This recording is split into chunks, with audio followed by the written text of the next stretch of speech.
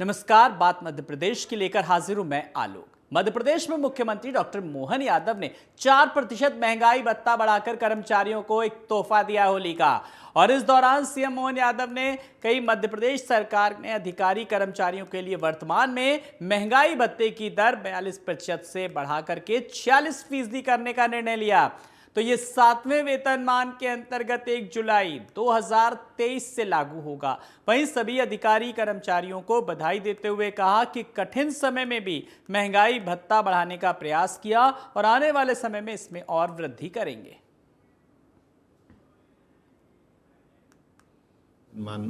नमस्कार। मध्य प्रदेश सरकार ने तय किया कि हमारे लिए खास करके अधिकारी कर्मचारियों के लिए वर्तमान जो महंगाई भत्ते की दर 42 है उसको 46% करने की हमने निर्णय किया है और ये 7वें वेतनमान के अंतर्गत 1 जुलाई 2023 से इसको मध्य प्रदेश में लागू करेंगे। आज के इस दौर में खासकर थोड़ा कठिन समय है, लेकिन उसके बावजूद भी हमने अपने स्रोत से ये सुविधा देने का प्रयास किया है। उम्मीद करेंगे आने वाले समय में इसमें और वृद्धि करें। मेरी अपनी ओर से सभी अधिकारी कर्मचारियों को इस वेतनमान के आधार पर महंगाई भत्ता देने की बधाई। वहीं लोकसभा चुनाव से पहले पुलिस विभाग में आईपीएस अधिकारियों के तबादले हुए। बता दें कि आचार संहिता लगने से पहले आईपीएस अधिकारियों की तबादले की लिस्ट जारी हो गई। लिस्ट में जोन 1 के डीसीपी आदित्य मिश्रा को जिला राजगढ़ का एसपी, जोन 2 के डीसीपी अभिषेक आनंद को सिंगरौली का एसपी, जोन 4 के एडिशनल डीसीपी अभिनव विश्वकर्मा को जोन 2 का डीसीपी बनाया गया। वहीं डीआईजी निमिष अग्रवाल को इंदौर ग्रामीण का डीआईजी और इंदौर जीआरपी एसपी निवेदिता गुप्ता को सिंगरौली का एसपी बनाया गया।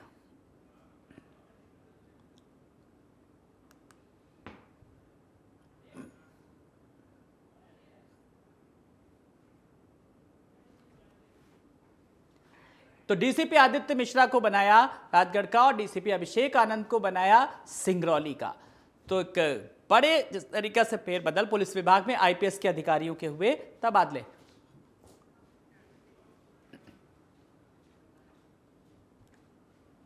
और अगली खबर की ओर रुख करेंगे इंदौर से, जहां पर कांग्रेस के बड़े नेताओं ने थामा बीजेपी का दामन। कांग्रेस के दिग्गज नेता पंकज संघवी बीजेपी में शामिल हुए और पूर्व विधायक अंतर सिंह दरबार बीजेपी में शामिल हुए। वहीं भोपाल में बीडी शर्मा की उपस्थिति में सदस्यता ली। वहीं कैबिनेट मंत्री कैलाश विजयवर्गीय भी इस दौरान मौजूद रहे। तो भोपाल में बीडी शर्मा की उपस्थिति में दर्ज कराई सदस्यता। कांग्रेस नेता पंकज संघवी बीजेपी में हुए शामिल।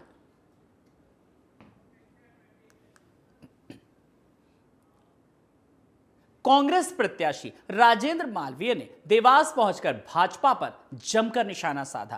कांग्रेस सचिव संजय दत्त ने कहा कि भाजपा ने हमेशा जनता को झूठ बोल करके ठगा। बीजेपी जनता से जुड़े हुए मुद्दों पर हमेशा बचती आई है। वहीं कांग्रेस प्रत्याशी राजेंद्र मालवीय ने कहा, जनता इस बार बीजेपी के झूठ को समझ चुकी है। हम लोग जनता के मुद्दों को लेकर चुनावी मैदान में उतरे हैं और इस बार हम पूर्ण बहुमत से सरकार बनाएंगे। से हम सबके नेतृत्व में यहाँ बैठे हैं, सभी उम्मीदवार हैं। राजेंद्र मालिक तो इनके साथ में हैं। हम सब उम्मीदवार हैं, वो कांग्रेस निश्चित ही हम चुनाव लड़ेंगे। मैं से आपसे दो बात और कहना चाहता हूँ कि आप भी जानते हो कि वर्तमान में जो सांसद है उनका व्यवहार कैसा है, आपके साथ में कैसा व्यवहार है। जनता में महानिष्क्रिय आदमी है, कोई काम नहीं किया। मैं आपसे निवेदन करना चाहता हूँ आपके माध्यम से कि परिवर्तन लाइए और आप साथ दीजिए। पुनः सबको आपका स्वागत करता हूँ, आभार करता हूँ। रेल का नोटिस या इनकम टैक्स का नोटिस आता है, आप पैसे जमा करते हो। कई प्रमुख पेपरों में आज पहले पेज पे इसका पर्दाफाश किया गया। तो एक तरीके से अगर छोटे स्तर पे हो तो इसका एक ही शब्द होता है, एक्सटॉर्शन रैकेट। अब ये सरकार मान्यता से ये एक्सटॉर्शन रैकेट आज देश की जनता के सामने आया।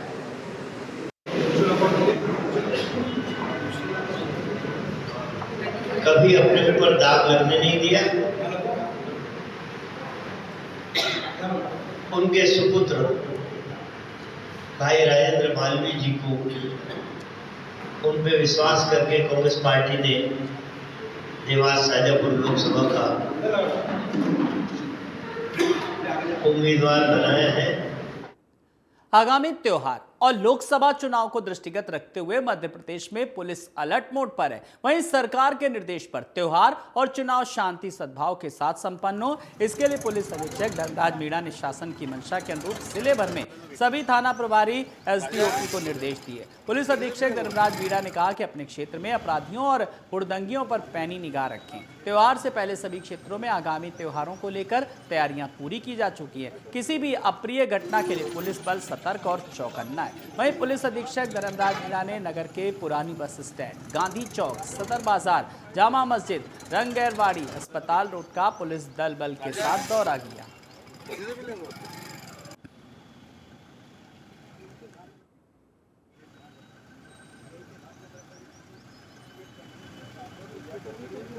तो त्योहारों के मद्देनजर जो सद्भावना का एक संदेश देना कि शांतिपूर्ण तरीके से संदेश दिया गया कि त्योहारों को मनाएं। सारंगपुर कस्बे में होली और रंग पंचमी का त्यौहार बहुत ही जोश और उत्साह से मनाया जाता है और काफ़ी बड़ी संख्या में गैर में लोगों का भागीदारी होती है। तो इस दृष्टिकोण से कि यहाँ का गैर का रूट भी काफ़ी लंबा है और मिश्रित आबादी वाला क्षेत्र है। विभिन्न धर्मों के धार्मिक स्थान इस रूट में रहते हैं। तो यहाँ के सारंगपुर के नागरिकों से हमारी अपील रहेगी कि आने वाले त्योहारों को पूरे हर्षोल्लास के साथ में मनाएं और परस्पर सौहार्द के साथ ही मनाएं, शांति व्यवस्था बनाए रखें। ग्वालियर जिले में इन दिनों खाकी नशे के खुमार में नजर आ रही। सड़कों और चौराहों पर खाकी के जाम टकराने की तस्वीरें अक्सर वायरल हो रही हैं, लेकिन खनन माफियाओं और अपराधियों के साथ जाम टकराने पर मामला काफी गंभीर हो जाता है, और वो भी तब जबकि ग्वालियर चंबल अंचल अवैध खनन के मामले में कुख्यात माना जाता रहा। ताजा मामला ग्वालियर के 3 अलग अलग थानों में तैनात पुलिस कांस्टेबल्स और सब इंस्पेक्टर का ही है, जहां जाम छलकाते और नशे की हालत में पुलिस कर्मियों का वीडियो सोशल मीडिया पर तेजी से वायरल हो रहा है। मामले पर संज्ञान लेते हुए पुलिस अधीक्षक धर्मवीर सिंह ने इस मामले में एक आरक्षक को सस्पेंड कर दिया, जबकि दूसरे आरक्षक के बारे में जांच के बाद कार्रवाई की बात कही। नशे में खाकी यानी इन दिनों ग्वालियर पुलिस नशे में नजर आ रही है। चौराहों पर, गली मोहल्ले में और खास तौर पर खनन माफिया के साथ में शराब के जाम टकरा रहे हैं। आपको बता दें कि जब नशे में खाकी होती है तो कहीं ना कहीं जनता भी अपने आप को असुरक्षित महसूस करती है। वहीं आपको बता दें कि खनिज जो खनन माफिया है उसके साथ यदि जाम टकराए जाएं तो वो भी जिम्मेदार पुलिस अधिकारियों के, पुलिस आरक्षकों के, तो कहीं ना कहीं मामला काफी गंभीर हो जाता है। और देखने वाली बात यह है कि खनन माफिया के साथ जाम टकराने वाली जो पुलिस है वो किस तरह से उनके खिलाफ कार्रवाई कर पाएगी, ये एक बड़ा सवाल है। हालांकि अभी जो अधिकारी हैं वो रटा रटाया जवाब दे रहे हैं कि जांच के बाद कार्रवाई होगी, लेकिन आपको बता दें कि यहाँ पर अमूमन इस तरह के मामले सामने आते रहते हैं। नशे में खाकी और माफिया के साथ लगातार जाम टकराने की जो तस्वीरें हैं वो लगातार सोशल मीडिया पर वायरल होती रहती हैं, और अधिकारी लगातार जांच की बात करके और केवल सस्पेंड करके या निलंबित करके अपने कर्तव्य की स्थिति कर लेते हैं, लेकिन इस पर लगाम नहीं लगाई जाती। Sanjay Sharma, TV 27 news, Gwalior. वहीं लोकसभा चुनाव को लेकर कांग्रेस ने अपने उम्मीदवारों की दूसरी सूची जारी कर दी, जिसमें खरगोन बड़वानी लोकसभा क्षेत्र से एक बार फिर कांग्रेस ने नए चेहरे के रूप में पोरलाल खड़ते को उम्मीदवार घोषित किया, जिसके बाद कांग्रेस कार्यकर्ताओं ने पोरलाल खड़ते का विधायक कार्यालय में जोरदार स्वागत किया। इस दौरान खड़ते ने बताया कि लोकसभा का चुनाव प्रत्याशी नहीं, बूथ लेवल का कार्यकर्ता लड़ रहा है। वहीं बीजेपी और लोकसभा प्रत्याशी गजेंद्र सिंह पटेल पर निशाना साधते हुए कहा कि 15 साल से भाजपा के सांसद हैं, लेकिन आज भी गांव में कोई विकास के कार्य नहीं हुए। देखिए, इस जिले के बहुत सारे मुद्दे हैं, लेकिन यदि हम बात करें मूल मुद्दे जिससे कि मानव का, जो इंसान का जीवन जो प्रभावित होता है, उसमें रोटी, कपड़ा, मकान है ना, उसमें सबसे बड़ा जो मुद्दा है रोजगार। तो रोजगार के लिए युवा तरस रहा है, एक बड़ा मुद्दा है। और ये वादे किए कि हम 2 करोड़ युवाओं को प्रतिवर्ष रोजगार देंगे। कहाँ गए आपके वादे? एक बात। दूसरी बात, पलायन। यहाँ पलायन एक विषय नहीं है, पलायन 2 तरफा विषय है। यहाँ खेती के छोटे जोत है, लोगों को आजीविका चलाने के लिए साधन नहीं मिल रहे हैं, पलायन होता है। तो क्षेत्र में यदि लोग नहीं होंगे तो व्यापार भी प्रभावित होता है, और व्यापार प्रभावित होता है तो देश की अर्थव्यवस्था प्रभावित होती है। तो मुद्दे सड़क, पानी, बिजली, स्वास्थ्य, शिक्षा, रोजगार, पलायन और कुछ ऐसे काम जो आज तक इस इलाके में नहीं हुए हैं।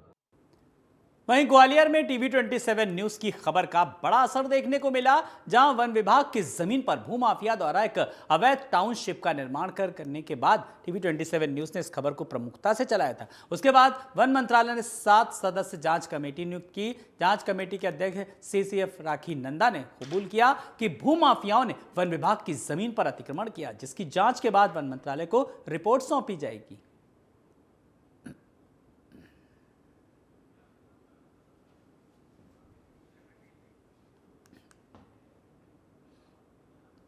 वहीं इंदौर से एक हैरान कर देने वाला मामला सामने आया। युवती को भरे बाजार में इंजेक्शन लगाने के प्रयास करने के मामले में पुलिस ने युवती की शिकायत के आधार पर 2 युवकों को गिरफ्तार कर लिया। कार्रवाई के दौरान पुलिस ने युवकों से इंजेक्शन और उसमें युक्त रक्तनुमा द्रव्य भी जब्त किया। इंजेक्शन को लेबोरेटरी में जांच के लिए फिलहाल भेजा गया है, तो वहीं फरार चल रहे अन्य 2 युवकों की तलाश अभी जारी है। पूरे मामले में एडिशनल डीसीपी अभिनव विश्वकर्मा ने बताया कि पिछले कई दिनों से युवती को बदमाश परेशान कर रहे थे। वहीं बदमाशों ने एक फिल्म के आधार पर अन्य साथियों के साथ मिलकर पूरी वारदात को अंजाम दिया।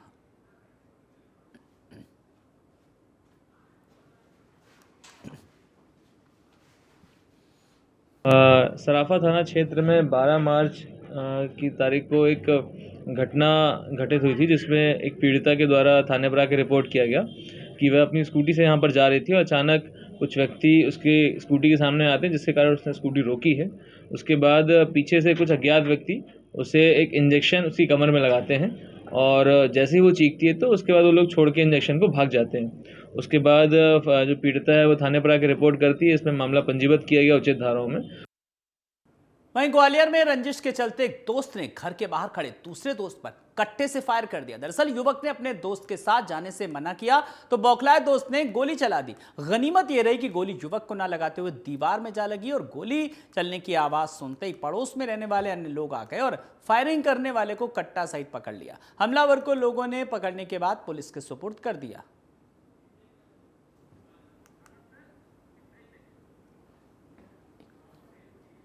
यहां रुकेंगे एक ब्रेक के लिए, फौरन हाजिर होते हैं।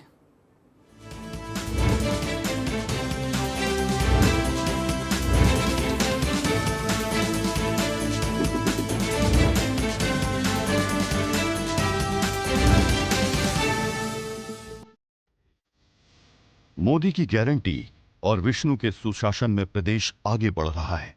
विकास और उन्नति की रोशनी में छत्तीसगढ़ जगमगा रहा है। त्वरित फैसले और जनहितैषी नीतियों से छत्तीसगढ़ अपना सुनहरा भविष्य गढ़ रहा है। मैं विष्णुदेव साय ईश्वर की शपथ लेता हूँ। 3 महीने के अल्प समय में ही मुख्यमंत्री श्री विष्णुदेव साय जी के नेतृत्व में प्रदेश में न सिर्फ सुशासन कायम हुआ, बल्कि निराशा में डूबी और आक्रोशित जनता में उमंग और उत्साह नजर आया है। मुख्यमंत्री श्री विष्णुदेव साय के नेतृत्व में राज्य सरकार के साहसिक और त्वरित निर्णय ने गारंटी पूरी होने की मोदी की गारंटी पर अपना मुहर लगाया है, जिनमें प्रमुख है 25 दिसंबर सुशासन दिवस के दिन 13 लाख किसानों को धान के बकाया बोनस 3,716 करोड़ रुपए का किया गया भुगतान। प्रदेश के किसानों से प्रति एकड़ 21 क्विंटल धान की खरीदी करने का निर्णय। धान की खेती को बढ़ाने और किसानों को मजबूत करने के उद्देश्य से राज्य में कृषक उन्नति योजना की शुरुआत, जिसके तहत राज्य के किसानों से 3100 रुपए में प्रति क्विंटल के हिसाब से 144,92,000 मीट्रिक टन धान खरीदी का रिकॉर्ड कायम हुआ। हमन मोदी की गारंटी ला पूरा करे के तरफ अपन कदम बढ़ाई चुके हैं। आज 18 लाख गरीब मन के प्रधानमंत्री की आवास बनाए के निर्णय हमन ले ले हैं। प्रधानमंत्री आवास योजना के अब तक रुके हुए 18 लाख मकानों के निर्माण का फैसला किया गया, जिसके लिए बजट में 8,369 करोड़ का प्रावधान किया गया। तेंदुपत्ता संग्राहकों का पारिश्रमिक 4,400 से बढ़ाकर 5,500। राज्य की महिलाओं को महतारी वंदन योजना की सौगात। प्रदेश के नागरिकों को निशुल्क अयोध्या राम मंदिर का दर्शन कराने श्री रामलला दर्शन योजना की शुरुआत। छत्तीसगढ़ के बेटा बेटी मन जो प्रदेश के भविष्य हैं, उनके भविष्य के साथ खिलवाड़ हो रही से, बीएससी में घोटाला हो रही से, आज आप मला बताते हुए गौरव होते ये पीएससी घोटाला हमन सीबीआई ला सौंपे हम सीबीआई कर जांच करी। वादे के अनुरूप पीएससी परीक्षा घोटाले की जांच सीबीआई से कराने का ऐतिहासिक निर्णय। पुलिस समेत सभी शासकीय भर्तियों में 5 साल आयु सीमा की छूट। राज्य की ऐतिहासिक और धार्मिक नगरी राजिम में फिर से राजिम कल्प कुंभ की शुरुआत। इसके अलावा राज्य सरकार बेंगलुरु और हैदराबाद की तर्ज पर नवा रायपुर में आईटी हब की करने जा रही है स्थापना। प्रदेश के भूमिहीन कृषि मजदूरों को दीनदयाल उपाध्याय भूमिहीन कृषि मजदूर योजना के अंतर्गत 10,000 रुपए की वार्षिक सहायता की सौगात। ऐसे कई फैसले हैं जिनसे सुनहरे भविष्य की न सिर्फ उम्मीद जगी है बल्कि समृद्ध और विकसित छत्तीसगढ़ का एक सशक्त मार्ग तैयार हुआ है। साथ ही जो भरोसा टूट गया था वो भरोसा अब फिर से कायम हो रहा है, क्योंकि रायपुर से निकला हुआ 1 रुपए भरतपुर सोहनत से सुकमा तक, कुनकुरी से कुंटा तक 1 रुपए ही पहुंचे। इसके लिए विष्णु सरकार है संकल्पित। मोदी की गारंटी और विष्णु का सुशासन, विकास और प्रगति की यात्रा से जुड़ने तैयार हैं प्रदेश के जन जन।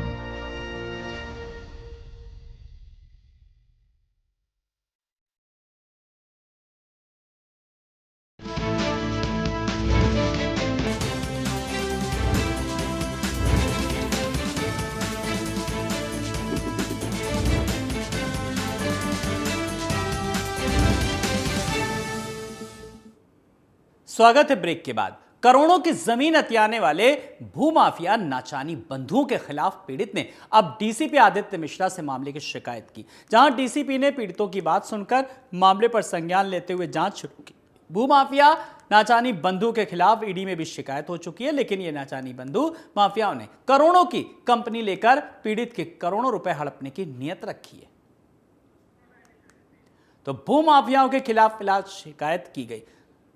43 करोड़ की धोखाधड़ी से जुड़ा यह बड़ा मामला सामने आया, जिसमें भूमाफियाओं के खिलाफ ईडी में भी शिकायत दर्ज की गई। अंकुश नाचानी के खिलाफ हमने आवेदन दिया था, तो उसके लिए उन्होंने मुझे बुलाया था कि क्या क्या करना है और क्या क्या केस है उनके ऊपर। मैंने उनको बताया ईडी का भी उनके ऊपर केस चल रहा है, यूओडब्ल्यू वाले उनसे पूछताछ कर रहे हैं, ऐसे कई केस उनके ऊपर चल रहे हैं। पूछा उन्होंने कि आपने क्या है आपका, मैंने बताया हमने एग्रीमेंट किया था इनसे 27/10/2022 के लगभग 43 करोड़ रुपए में हमने इनको कंपनी बेची थी। न ये पैसे दे रहे हैं, 120 दिन में इनको रेरा लाना था और कॉलोनी कंप्लीट करना थी। वहीं पन्ना में बस और ट्रक में आमने सामने जोरदार भिड़ंत हो गई। हादसे में आधा दर्जन के करीब लोग घायल हो गए। सूचना मिलते ही मौके पर पुलिस पहुंची और घायलों को इलाज के लिए अस्पताल में भर्ती कराया, जिसमें 2 लोगों की हालत गंभीर बताई जा रही है। तो हादसे में आधा दर्जन लोगों की हालत फिलहाल गंभीर बताई जा रही है, जिसमें 2 लोगों की जिस तरीके से हालत है वो ज्यादा गंभीर बताई जा रही है, जिन्हें फिलहाल अस्पताल में भर्ती कराया गया। तो बस और ट्रक में हुई जोरदार टक्कर, रफ्तार का कहर एक बार फिर सामने आया। आधा दर्जन लोग घायल बताए जा रहे हैं, 2 लोगों की हालत काफी गंभीर बताई जा रही है।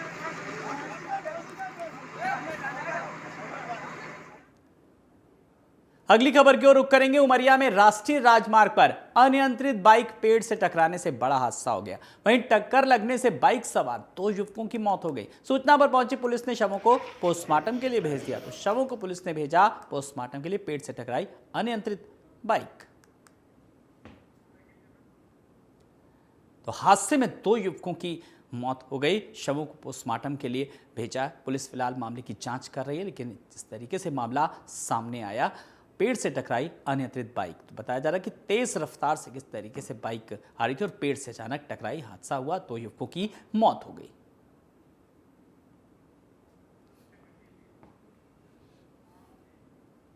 वहीं भोपाल के एम्स में ऑटो से आए युवकों ने जमकर हंगामा किया। मामले को शांत कराने के लिए गार्ड्स ने उन्हें ट्रामा में जाने के लिए सख्ती से कहा, तो युवकों ने गार्ड के साथ मारपीट शुरू कर दी और गार्ड पर ऑटो चढ़ा दिया। एम्स पीआरओ केडी शुक्ला ने बताया कि युवकों ने जमकर शराब पी रखी थी, इसीलिए शिकायत न करके प्रबंधन ने उन्हें सिर्फ समझाने की कोशिश की, लेकिन नाराज युवकों ने गार्ड के साथ मारपीट शुरू कर दी।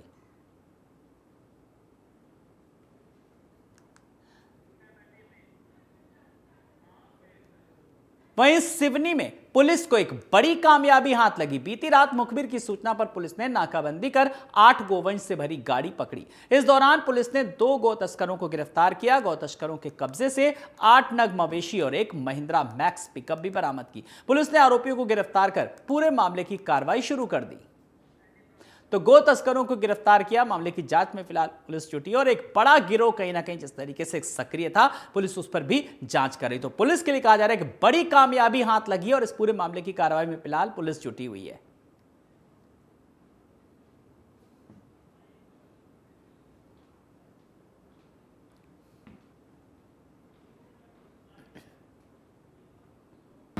गश्त के दौरान मुखबिर से सूचना मिली थी कि गोटेगांव तरफ से नागपुर की ओर एक पिकअप गाड़ी है MP 20 ZL 2966, उसमें क्रूरतापूर्वक अपने गौवंश भरे हुए हैं और वो अवैध रूप से परिवहन करते हुए ले जा रहा है। जो हमारे स्टाफ के द्वारा सेवरे ढाबा महुआ के पास में नाकाबंदी की गई, गाड़ी को रोका, चेक किया तो उसमें 8 गौवंश क्रूरतापूर्वक बंधे हुए थे और जानवर परिवहन के संबंध में कोई दस्तावेज नहीं था।